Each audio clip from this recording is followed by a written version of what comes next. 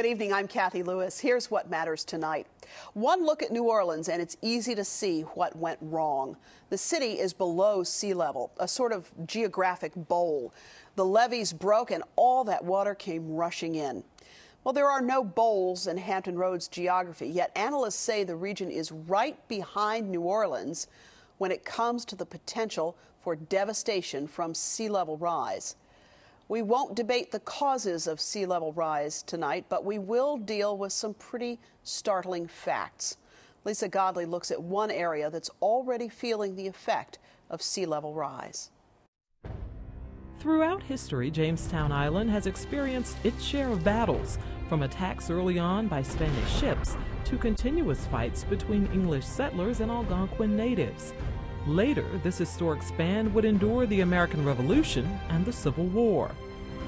But for centuries, this important piece of Virginia landscape has been fighting a battle that few of us even know about. A fight for its very existence, a fight against the rising sea. Some experts believe, had it not been for sea level rise, this island would be a little over a mile further east than what we see today. Here at the far eastern point of Jamestown Island, known as Black Point, the U.S. Geological Survey has been tracking the rapid rate of erosion. Scientists placed this benchmark on the island in the 1970s. At the time it was placed, the marker was actually about 50 feet on shore. That is, from where the marker went, you'd have to go about 50 feet to get to the water's edge. And as you can clearly see, now not only is it not on shore anymore, it's 25 feet or so out into the river. In the last 30 years or so, we know that erosion here at Black Point has moved the eastern edge of Jamestown Island probably 75 feet or so. Those who frequent these waters have definitely noticed the changes. John Parrott grew up in Williamsburg and has been fishing area waters with his father since he was 8 years old. It is rising. I mean, whenever you see a high tide now, it's some of the places that we used to be able to walk around, we can't anymore because the water's gotten so much higher. John says he doesn't worry so much about the changes in his lifetime. His biggest concern is what all this means for his children and grandchildren.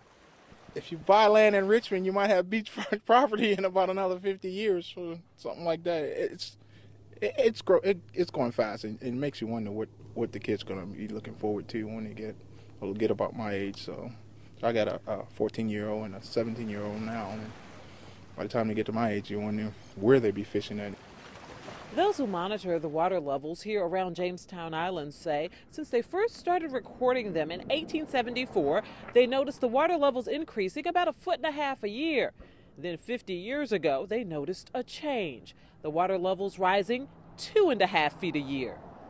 Because of the significance of Jamestown, 5 years ago, workers installed huge piles of rocks or breakwaters around the island. Litteris says the breakwaters saved the remains of this historic home that now sits on the water's edge. But what about other areas, not only here at Jamestown Island, but all over the region that aren't protected? Areas that each and every minute are fighting a constant battle against the rising sea. For What Matters, I'm Lisa Godley. Last fall, I had a chance to sit in on a lecture by Dr. Carl Hirschner of the Virginia Institute of Marine Sciences. Dr. Hirschner and his colleagues at VIMS don't deal in the politics of climate change. They deal in the facts as they observe them. And the implications of the facts they are studying have some serious consequences for this region now and for generations to come. So I asked Dr. Hirschner to take us through that lecture from last fall, and with the help of some animation, some photos, and just a few charts, you will see what's happening all around us. Dr. Hirschner, thank you for being with us tonight. Thank you for having me. Science certainly not my strongest suit, so I'm hoping we've made this pretty simple for your humble host, because this was not my best subject in school. Well, hopefully the second time through it'll ring true. It'll ring true. That's kind of what we've tried to do here, is to really help people understand the facts surrounding sea level rise. One question about Lisa's report that she just did from Jamestown Island. That was really quite shocking when you see the visual of that marker that's now 75 feet. Sea level rise and erosion are the reasons you can't see the footprint of the old fort in its entirety today. There are estimates that sea level has come up about 4 feet since the colonists first settled there. Wow. So that accounts for that position of the marker well offshore right now.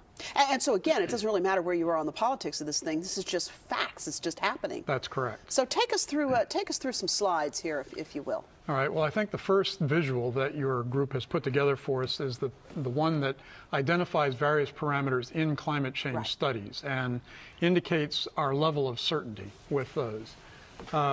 And what you see in the list here is, starting at the top, we are quite certain from decades of monitoring and from studies that are ongoing today that the CO2 levels are increasing. There's no doubt about that. There are very good records going back for hundreds of years that document the rise in sea level, and in fact we'll look at one of those for the local region here shortly. For temperature, the records are a little bit spottier, but they are still very conclusive about the increase in temperature both in the air and in the water. And then last but not least, there is a good deal of concern about precipitation, the amount of rainfall, and storms in the area. We are less certain about being able to predict those, but we are quite certain that we are going to see changes in the patterns. But certainly much more certain about those areas at the top end of the chart. So let's take a look at sea level over time. Okay, the next graphic is a record of sea level levels from gauges at the Sewell's Point here in Hampton Roads and also at Gloucester Point. The top one is the longer record, that's Sewell's Point. And the 2 points to be made as you look at this are, obviously it's going up. Right. And so the long-term trend there, scientists tend to measure this in millimeters a year, but the bottom line is that it's been coming up at a rate that approximates a foot per century for the past several thousand years. Now, if you were able to look at just the end of that record, you would see that the line there. What if we can put that back up so we might be able to see that? Again, because if you look at the last end part of that. The last 20 or so years show a rate of increase which is almost double the long-term record. And you can see that there's a very sharp increase there at the very right-hand side. Yeah. And it's that upturn that is of concern to people now. The projections from climate models and people who study this particular sort of thing is that we are going to experience sea level rates that go from a foot per century to something in the 2 to 3 feet per century over the next 100 or so years. Which certainly seems to have been borne out there at Jamestown. Then let's look at the temperature changes, because this is significant as well. It is. It turns out that temperature changes are a little bit less dramatic in terms of absolute amount, but the records show that we are seeing a change of about a degree over the last 100 years.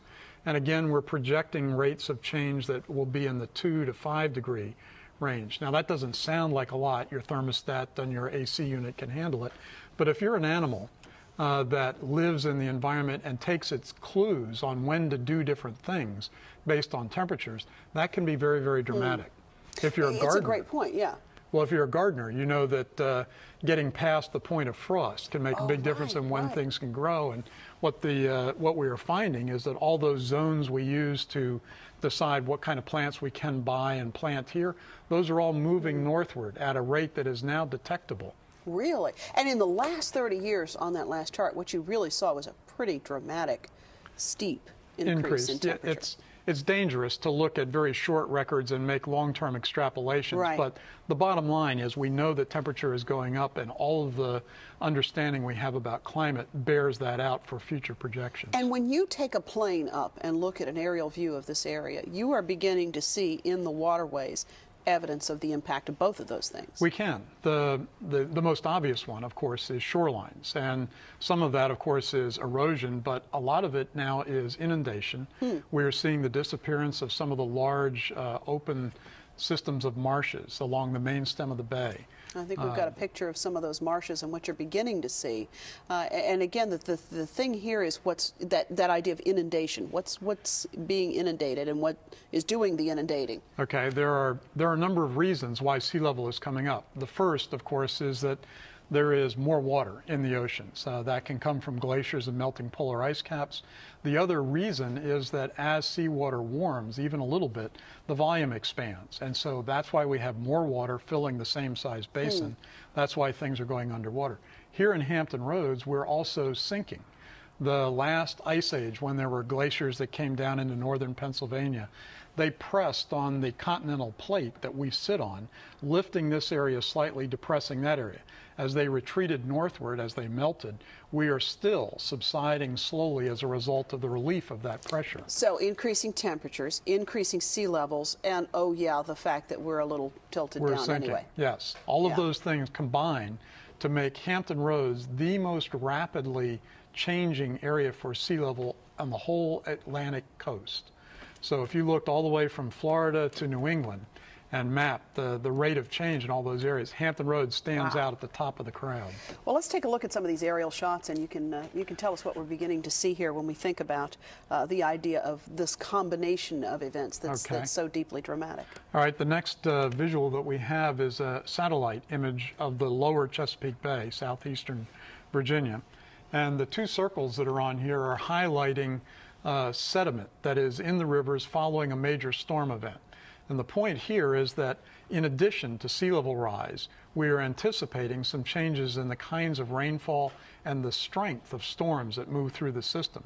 And so here is something that we've been worried about sediment inputs to the Chesapeake Bay for the last several decades as we try to clean up the bay. Here we're anticipating that climate change is likely to aggravate those problems for us. So those circled areas where the brown stuff is, that's that inundation you're talking about? Well, it's not only inundation, it is also sediment being carried down from the watershed from the intense rainfall that's likely to come with climate change. And then the next photograph, it seems to me, really points up what this looks like. Right. This is the next one is the picture of what typically happens along our shoreline for the last 1,000 years or so.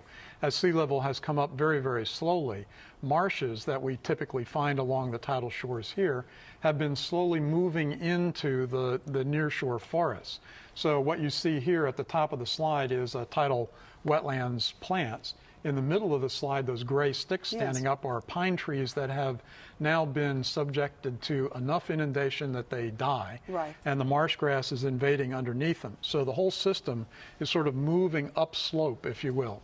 Your crew has put together a little animation that sort of makes this point for us. And we should thank WHRO for that. He worked pretty hard on that.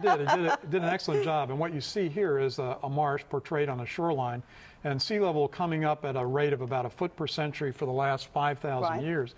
And the marsh basically grows vertically and moves upslope. That's how they've been able to maintain themselves to what we find today, which is a marsh with a significant amount of peat underneath it, and then the marsh grasses invading what had been uplands.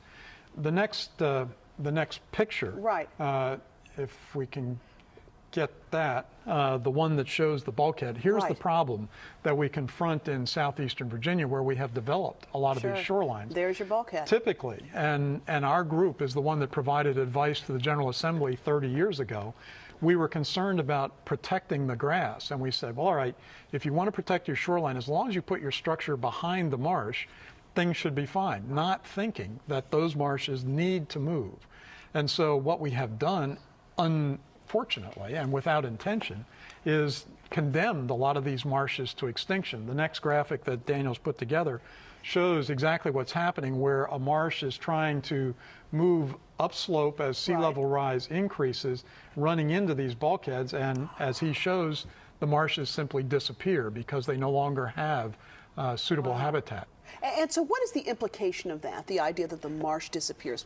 Well, I mean, forgive me, but so what? The big problem, the reason we try to protect marshes in the first place is because they do beneficial things for us.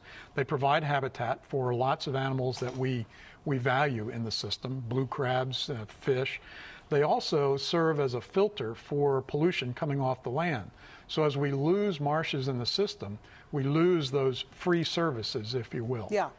And so forgive me, but you were the guys doing this 30 years ago. I'm not saying you personally, Carl Oshner, because I'm guessing you weren't there 30 years ago, but so what was wrong with the science? I mean, what led to that conclusion that we're now saying, oops, maybe that wasn't quite right? Well, unfortunately, I was there 30 years ago, so I bear responsibility. And it was just a matter of, at the time, we were very focused on protecting a valuable resource, and we're not thinking about how the system is dynamic.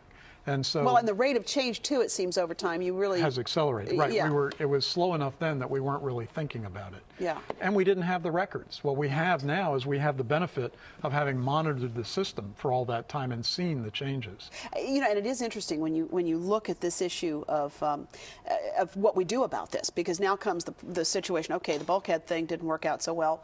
So what do we do? Well, one of the recommendations is to manage shorelines in a way that they can remain vegetated, provide some protection. The phrase of art these days is living shorelines. And that's a method of managing the shoreline for a property owner that involves some offshore rock structures or just a planted marsh, but you retain the marsh behind it and allow for the system to evolve as the climate changes. Oh, I see. And then when you look at, I was interested in Lisa's story, because the gentleman in Lisa's story said maybe you should buy land in Richmond and you might have waterfront property before long. Well, it won't happen in the next few generations, but the fact of the matter is, millennia ago, this is like millions of years, the shoreline was actually up past Richmond, west of Richmond. So that's when the climate was much warmer than it is today. But you know, it is interesting to think about that idea of looking ahead, because you have to look ahead in these sorts of circumstances. And it does have some pretty stunning implications for all of the growth and development that we've done along our coast. I mean, my goodness, if you look at an overlay from 1960 to 2008, just along the Virginia Beach shoreline, my goodness, it's amazing how much development has been taking place there. I think we have a couple of pictures of downtown Norfolk here that help make this point, because in addition to impacts on natural resources, there is the human environment, right, which is all the infrastructure. This picture is from the Norfolk GIS site, their Geographic Information System. People can go on the web and actually look at some of this. And what you're seeing in the yellow here is what a Category 1 storm would do. So we're not sort of hyping storm surge here, but what this does is show you where all the low elevations in Norfolk are. A Category 1 storm is supposed to bring sea level or water levels up about 4 to 6 feet. So sea level coming up at 2 to 3 feet in a century. We are now looking at what potentially could be underwater if nothing was done 100 years from now. The point is in this slide where Daniel has put on both the hospitals, those two red crosses, and then some of the other public infrastructure, schools, public libraries, which are typically police stations. used as evacuation shelters. Not only that, but that's where your public dollars, your tax dollars are going to create those resources. And so the point in all of this is we can now forecast areas that will be at risk, and now, rather than later, is the time to begin thinking about managing our investment, managing those resources so that we don't put them in places where they are going to be subject to floods or not useful in emergencies. But that's not as easy as it sounds when you look at the number of jurisdictions that get involved in this kind of thing. That's absolutely right. And one of the current sort of recommendations is, well, let's at least start thinking about this. Let's start putting climate change impacts into our comprehensive plan, so that it's not that we're doing something dramatic tomorrow or next year, but we are now, as we look forward, plan where the next school is going to be, plan where the next emergency center is going to be. Let's be thinking about those things that are going to come to roost here in 25 to 50 years from now. But look at the jurisdictions one has to go through when one begins to think about that. It's not as easy as just saying, well, it's a city of Norfolk, so that's where we'll deal with it. One of the slides that you brought with you today it talks about the issue of the shorelines and the different agencies that have jurisdiction over those shorelines. I think Daniel has that slide here. It's just a little cross-section of a typical shoreline, and it's not important to understand all the symbology up there, but the point is that they're overlapping both federal, state, and local jurisdictions. And the problem we have, and one of the problems we have in Virginia, is now that we know this system is trying to move on the shoreline, none of those folks who are all doing their very level best at what they were charged with are thinking about trying to coordinate and collaborate necessarily with the next jurisdiction or another jurisdiction. Somehow we have to get all those people together, and we have to get them talking not only about today, but about tomorrow. Yeah, and one hopes that that's part of what is on the agenda for the Governor's Commission on Climate Change, which met last week for the first time in Williamsburg and looked at a lot of these issues. You were there. They did, and they saw some fairly dramatic imagery. We are developing the capabilities of doing computer models that show large areas going underwater in Norfolk, Virginia Beach, Hampton. You know, those grab your attention, but the real work of the commission is going to be making recommendations back to the General Assembly about how we begin to plan for an appropriate response and adaptation to these changes, which in large part are going to come regardless of what else we do. Right. And that's a tough thing for the General Assembly to get hold of when there are so many other pressing matters that are tomorrow. It is, absolutely. Yeah. And what it requires for them to succeed at that is a populace that is educated enough to realize that there's a need to think beyond the next fiscal year in making some of these plans. Or the next election cycle. Or the next election cycle. And therein lies the rub, as they say. Well, Dr. Hirschner, I really appreciated this, and I have to say I finally got it all, I think, the second time around. This is good. That's very impressive. That is very impressive. Have you been giving this presentation, though, as you go out around the community meeting? Do you find more people talking to you about these issues We do. now? This is a topic that's on everybody's minds these days, and rightfully so. Now's the time to be discussing and planning. And now's the time as well when we have city council elections coming up in May. We have General Assembly elections coming up every 2 years. That's so right. This is the time to begin to ask those questions at the candidate forums. That's the way that oftentimes your candidates for public office get a sense of what people truly care about, is when they start getting the question at the candidate forums. And I suspect now people are really going to start asking these questions about the environment and about the issue of sea level rise. So as you look at if you could do one thing, I mean, if you could wave the magic wand in Richmond and do one thing you think would make a big difference, what would that be? What would be the quickest? Well, I won't say the quickest. What would be the best thing that we could do? Develop a long-term environmental and social plan for the Commonwealth, a climate change-driven plan, one that looks at what conditions are likely to be 50 to 100 years from now and plans how we get from where we are today to where we want to be then. And that's an interesting point, because one of the things we know, you talked about a Category 1 storm, and you see this very dramatic video of what would happen certainly in downtown Norfolk, and we've seen it in Hampton as well. But the truth of the matter is, as you know, when you get these storms, the effects of that can be felt well inland, depending on the combination of the tide and how much rainfall you've had and all the rest of it. So it really is a concern for everybody, not just if you live and can see waves crashing in your front yard. It is. What we are confronted with is a certainty of increasing risks for low-lying areas and coastal areas. The difference between the 1933 storm, which is usually referred to as the storm of record, and Hurricane Isabel, the dramatic difference was that there wasn't a lot of difference, that Isabel produced as much damage as the 33 storm. It was a Category 3 storm, or at least that's the estimation. Isabel was barely a Category 1. Why was it able to do as much damage? One, there's a whole lot more of us living here. Right. But the other thing is that in that period of time, sea level had come up about a foot. So less energy at a higher level, more damage. That's what we have to deal with. All the difference in the world. Well, Dr. Hirschner, thanks again for putting this together in such an accessible way, and thanks for being with us. My pleasure. Thank you. Dr. Carl Hirschner with the Virginia Institute of Marine Sciences. It's a conversation that's important, and we'll keep checking back and asking some of those hard policy questions as well. I'll be back with a final thought in just a moment.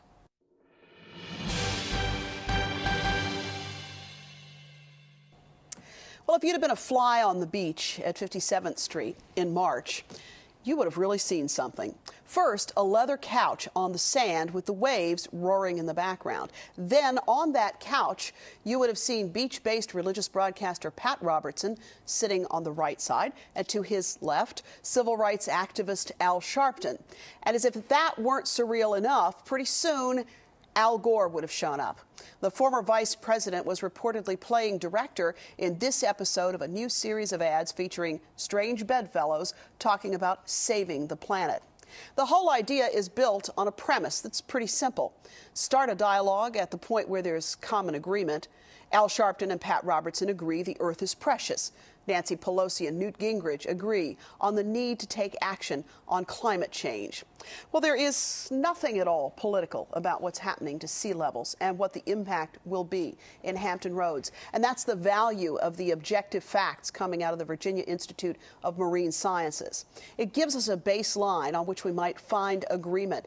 Starting there and in conversation with our leaders and each other, we can begin to see whether we have the political will to make hard decisions about about how we live and how we grow.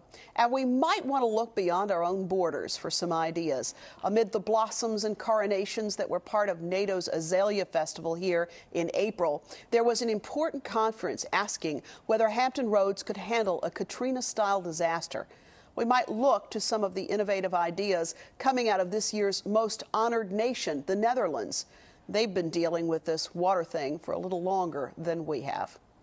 Thanks for joining us tonight. It's very easy for you to be in touch with us here at What Matters. In fact, we have a new website where you can play this broadcast or any other broadcast on demand. You can also recommend show ideas and comment on anything you've seen.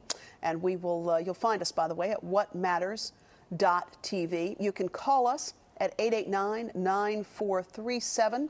And you can send us mail through the Postal Service at WHRO, 5200 Hampton Boulevard, Norfolk, Virginia, 23508. Thanks for being with us. I'm Cathy Lewis. We'll see you next Friday night for What Matters.